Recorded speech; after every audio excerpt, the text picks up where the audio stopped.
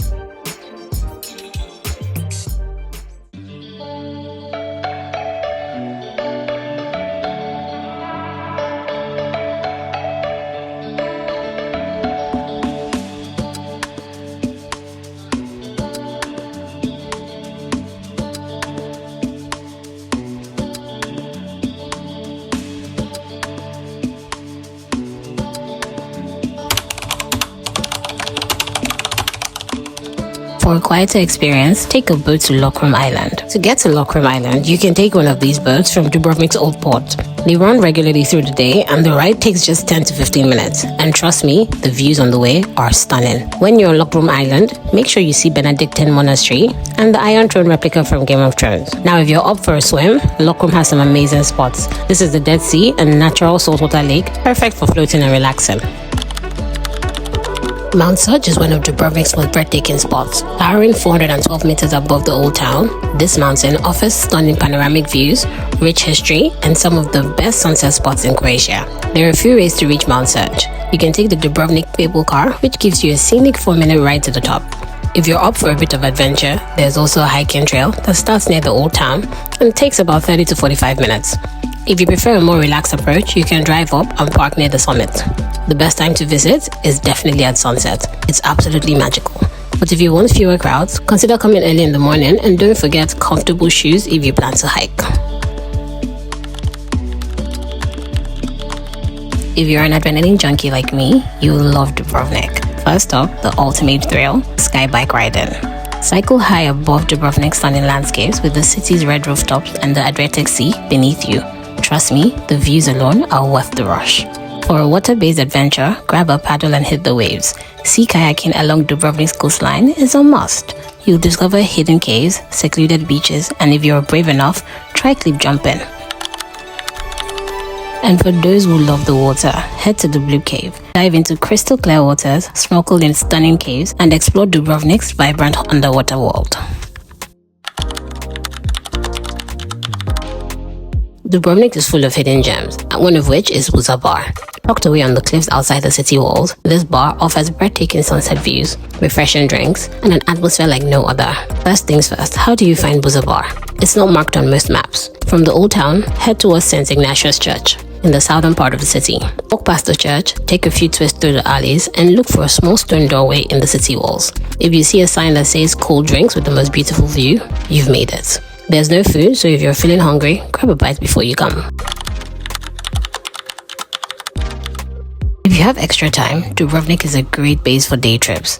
Visit the Elafiti Islands for a peaceful escape, explore the charming town of Kokula, or head to Stun to see its historic salt pans and taste the world-famous oysters.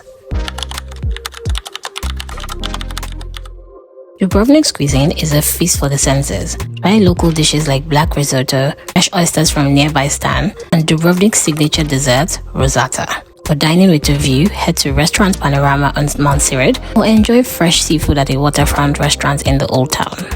So those are my top 10 favorite activities to do in Dubrovnik. Now let's move on to how to get around.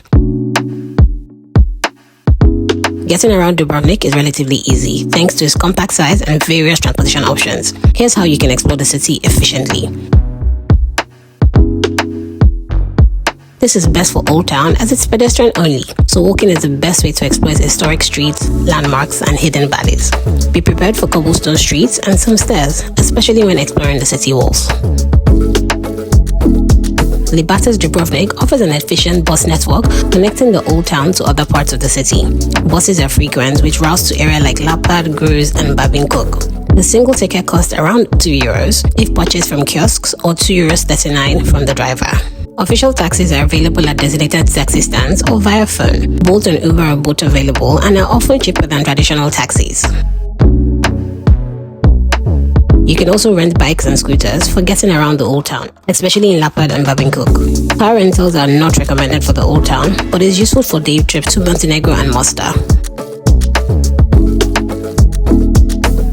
The Dubrovnik cable car takes you to Mount Surge for breathtaking views of the city and Adriatic Sea. A round trip costs €27 for adults. Both taxis can take you to Lokrum Island, which is a 10-minute ride, or Kaftat. Now that we've covered how to get here, the best things to do, getting around, and where to eat, I will now give you my 3 days itinerary and the budget spends to help you plan your own trip more efficiently. The prices may differ based on when you travel. I had this trip in September of 2024, which is technically towards the end of the season. Alright, let's begin. I got a flight from Barcelona to Dubrovnik, which cost $62. Taxi from the airport was $22 to my hotel. Hotel cost, I stayed at Rixos Premium, which was a total of $210 for 2 nights, and City Hotel Dubrovnik, which was $82 for 1 night. Total spent on hotel was $292. Now let's move on to the itinerary. discover the old town. Make sure to buy the city pass, which costs €35, as it allows entry into a lot of attractions, including the city walls. In the morning, walk the city walls. Start your day early to beat the crowds and the midday heat. After the walls, wander through Stradon, the main thoroughfare, to soak up the bustling atmosphere and admire the historic limestone pavement. Enjoy a meal at local konoba in the old town and try some local seafood or a Croatian stew. In the afternoon, explore historic landmarks and visit sites such as Rector Palace, Panza Palace, and the Dubrovnik Cathedral. For dinner, dine at one of the restaurants with views over the old town or the harbour and enjoy a leisurely walk along the harbour as the sun sets. Start the morning by taking the cable car from the old town up to Mount Surge for panoramic views of Dubrovnik and the surrounding islands. This costs €27 return. After this, enjoy a coffee or light snack at the Mountaintop Cafe while admiring the scenery. Descend and have lunch at a seaside restaurant near the port to enjoy fresh seafood. After which, catch a short ferry ride to Lokrum Island. Explore botanical gardens, hidden coves, and even a small saltwater lake. This costs €30. Head back to Dubrovnik and relax with a casual dinner in one of the local eateries and wander the illuminated old town streets to experience Dubrovnik by night. Explore less touristy parts of the city, such as the narrow lanes behind the old town walls or the neighborhood around Lapad. Look for local artisan shops and quaint cafes. Have a relaxed lunch in a neighborhood restaurant and consider trying a traditional dish like black risotto or pasticada. In the afternoon, spend a few hours at one of Dubrovnik's favorite beaches, Banje Beach, located just outside the walls, which offers sunbathing and a refreshing dip in the sea. Entry to the beach is free. And in the evening, enjoy a final dinner in Dubrovnik and splurge a little in a restaurant that offers local specialties paired with Croatian wines. This itinerary offers a mix of Dubrovnik's more seen landmarks, local cultures, and opportunities to explore off the beaten path. Save this for your trip to Dubrovnik and enjoy your trip. Bye.